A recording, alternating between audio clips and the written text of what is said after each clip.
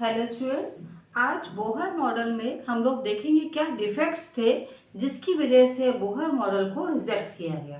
तो हेडिंग लगाते हैं defect of Bohr model.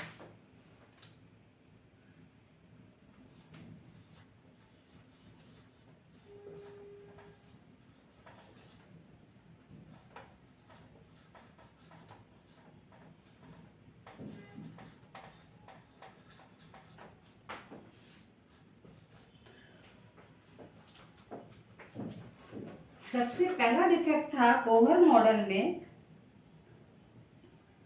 It failed to explain the line spectra of multi electron atom. It failed to explain the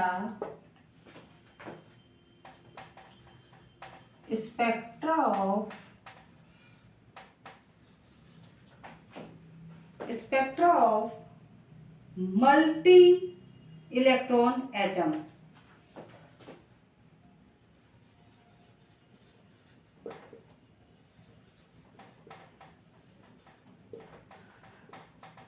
हालांकि ये hydrogen का spectra explain करने में सफल रहा था क्योंकि उसमें सिंगल इलेक्ट्रॉन पाया जाता है, और यहाँ जिसमें एक से अधिक इलेक्ट्रॉन पाए जा रहे हैं उनके स्पेक्ट्रा को ये पूरी तरह से एक्सप्लेन नहीं कर पाया था। राइट, अब नेक्स्ट आते हैं, हम लोग देखते हैं बेटा, it could not explain the Zeeman effect. It could not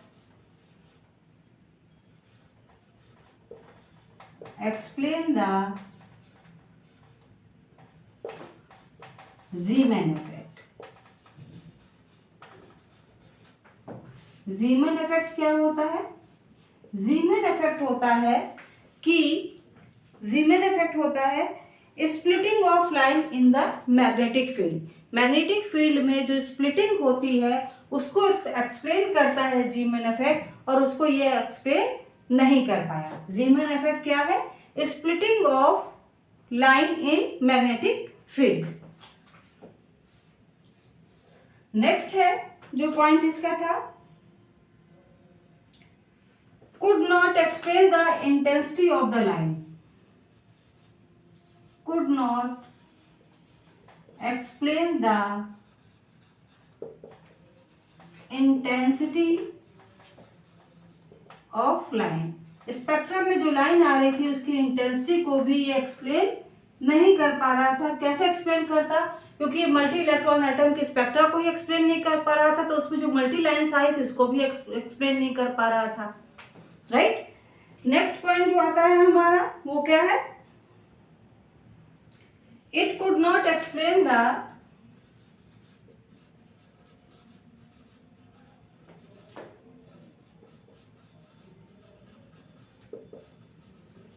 five structure of hydrogen. Hydrogen का ये स्पेक्ट्रम, तो हाइड्रोजन स्पेक्ट्रम तो एक्सप्लेन कर रहा था, लेकिन उसके 5 स्ट्रक्चर बनते हैं उसको ये एक्सप्लेन नहीं कर पा रहा था। यहां पर ये फेल हो गया। राइट,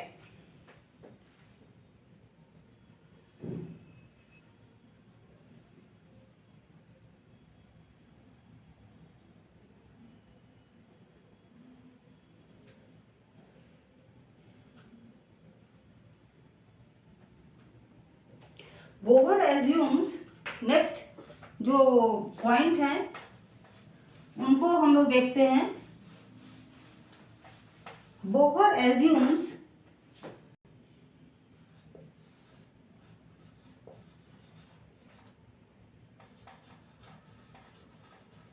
बोहर ने क्या किया, दोनों चीजों को एक साथ ही बता रहा था, position and velocity of an electron.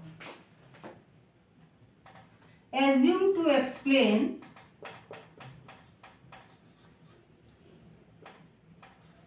position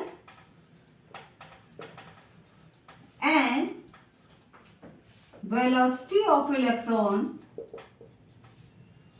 simultaneously,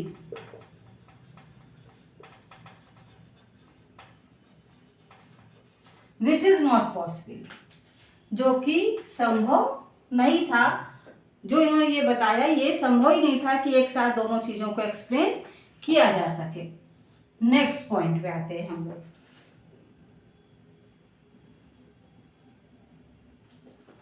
Bohr model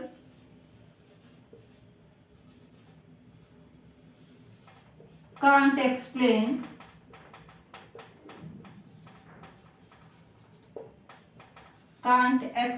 the motion of electron